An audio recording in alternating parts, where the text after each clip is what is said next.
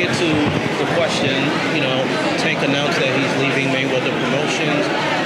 What do you have to say about his departure? My focus, honestly, is on Saturday night. I don't think about anything else other than making this event as big as possible, and it is going to be huge, as evidenced by you look at the ticket sales.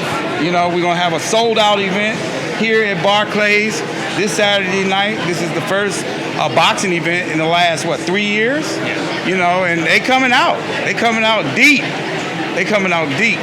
Hey, Leonard, from what I'm hearing that it's going to break a whole bunch of records. And, like you said, the last time the Barclays had a fight was when Konaki fought Helenius. Yeah, that was in 2020, just before the pandemic. So how hype are you to get back in New York, get back in the Barclays? I know you love New York, man, so how good does it feel? You can't tell in my voice? I can definitely. Man, listen, like I said, this right here is probably the most fun that I've had in quite some time. Had a lot of fun with the Conor McGregor fight, but it was different. It was different because, he's an MMA guy and Floyd is Floyd, But this is like really bad blood between these two guys. So again, this kind of reminds me of like many, many, many years ago, but having a lot of fun. Terrific promotion. The fans are really excited about Saturday night. And again, the build-up has been outstanding. You got two guys who really despise each other. And it gets no better than that. It really, really gets no better than that. I think this fight Saturday night is going to resemble a fight that was for the ages. And I think we all remember that one. And that was Marvelous Marvin Hagler against Tommy Hitman Hearns. So pretty much you don't think there's going to be any feel-out round, just going to go straight to the middle of the ring and bang it out? Fill it out for what? Fill it out for what? I can tell you right now, it's like you ain't gonna see no running around the ring and a guy looking to use his jab and just like you said, just feel. I think when that bell ring, they gonna get at it. They gonna get at it. Do you think that the delay the first time made it even more anticipated this time than it was the first time? Most definitely, because again, this is a very, very highly anticipated fight. Rolly has got to be probably one of the biggest trash talkers that I've seen in many, many years, probably since Ricardo Mayorga. But it's good for boxing. No, it's great for boxing because again, he's a personality, but he can fight. You know what I mean? And he's very confident, very, very confident. Leonard, they're not letting these guys in here at Gleason's gym at the same time today. What do you expect to see for the rest of fight week when these guys do interact? Say it again. They're not letting these two in here at the same time today at Gleason's gym. Yeah. What do you expect to see? We'll have a fight. What do you expect to see the rest of the week when these two actually do interact? I expect to see both guys finishing out their last minute of preparations and promoting the event. And Saturday night is on and popping. Explain the history of the bad blood between them. Rolly talked about they were supposed to spar years ago and Tank didn't show up. Talk about the history of the bad blood. Well, that's what Rolly says. So you gotta, that's what Rolly says. I really don't get into those details of the fighters and the back and forth. I don't get into that. My job is to put on the biggest events and promote these things. So as far as like, even when fighters are back and forth on social media, I don't get in the middle of that because that's not my business. You know what I mean? That's fight talk between them. I ain't got to get in the ring. They got to get in the ring with each other. So again. What made now the right time for this fight? Well, because, again, it's like, why not? Why not? Again, Rolly is one of the best lightweights in the world, regardless. And we know Tank is that dude. Can you kind of explain to like the rest of the boxing world that are counting Rolly out, like some of the things that he does really well, like that Tank really have to worry for? Well, it's not that what I can't say what Tank's got to worry for, but I know Rolly is an unorthodox fighter. I know that he has gotten in the best shape of his life. I know that it's hard to prepare for an unorthodox style. I've seen unorthodox fighters. I've seen Floyd fight a couple unorthodox fighters. No, it's very hard to prepare. And again, he's very confident. He sees something that most people don't see because, Tank is a heavy favorite in the fight, but the odds are going down every single day.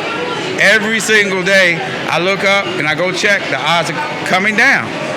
So I know a lot of money has been coming in on Rolly because, again, it's like, people, this is boxing, man. This is boxing. We've seen it, over and over and over again. Sometimes things don't go as planned.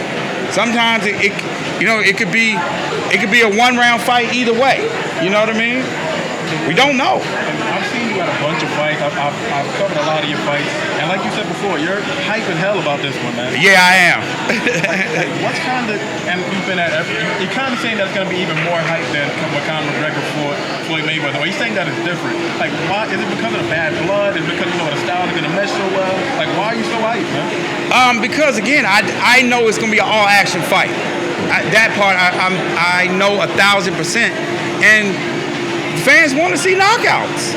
That's why I'm very confident, and that's why I'm really, really excited, because I know 1,000% this fight will not go the distance. And just lastly, can you kind of talk about the co-main event between Lara and Sullivan, how good of a fight that's going to be? I think it's going to be a very good fight. Lara, he's an outstanding boxer. He's been a champion for countless years. He's been a fighter that has been avoided, by some of the top guys for many years. And his style, back in the day, he was more of a mover. He's always been a slick boxer with tremendous skills. Even back in the day, I was just like many other people thought that he beat Canelo. I thought that he got the job done, but he didn't get the decision. And, you fast forward, the latter part of his career, where we're at kind of now, is that he's kind of more of, he still has tremendous boxing skills, but he sits down more. He doesn't do a lot of moving now, and he's in very entertaining fights. And so I think a lot of the fans have recognized that, and they've kind of gravitated to wanting to see him a lot more because he makes for fan-friendly fights. Fast forward to Spike O'Sullivan. Man, that guy, I like guys like him.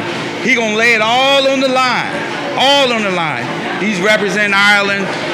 Again, he's come up short in a few instances, but he's never been in a fight that I recall that hasn't been highly entertaining. So he's a guy that, he's a blue-collar guy. And I like them kind of guys who come and they lay it all on the line, and they're going to give the fans exactly what they're going to see. There will be no doubt in my mind that come Saturday night, he coming. So Lara's going to have to find some kind of way to deter him, but this is boxing. We've seen anything is possible. We've seen the guy who's supposed to get it done come up a little short at the end of the night. So who knows how this fight will play out. Providing that he does pick up the win, and Charlo does pick up the win against Selecki. When I got a chance to talk to Lara, he said, listen, man, I love Charlo. I spent a lot of time with him, but if that fight was to happen, he's open to making it happen. Are you kind of open to making it happen, and what do you think about that matchup? Well, obviously that's a decision that Al has to make. Again, but I can say this, that Jamal Charlo is willing to fight anybody. I can't say that. Regardless of, what some of these haters say out there, again, he's willing to fight anybody. And if that's the play at the end of the day, that's what it is. But can't fast forward to that. He has a tough fight Saturday night because in Spike's mind, Spike's coming to get that. You know what I mean? So again, Lara's going to have to show him that why he's been one of the best fighters out there, one of the best boxers for a number of years, and we're going to have to see what happens on Saturday night. You talk about the haters of the Charlo brothers. What do you think is the root of that? Well, man, it's a lot. It's a number of reasons.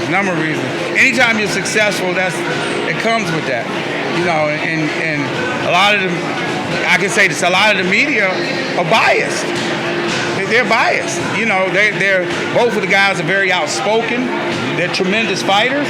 And so, again, you know, Saturday night, Lara versus O'Sullivan, that's going to be an excellent, very, very entertaining fight. Thank you so much for watching this video, and make sure to subscribe for more videos of your favorite fighters over here on Fight Up TV, and give us a follow online as well at Fight Up TV on Twitter and on Instagram. We appreciate it, guys.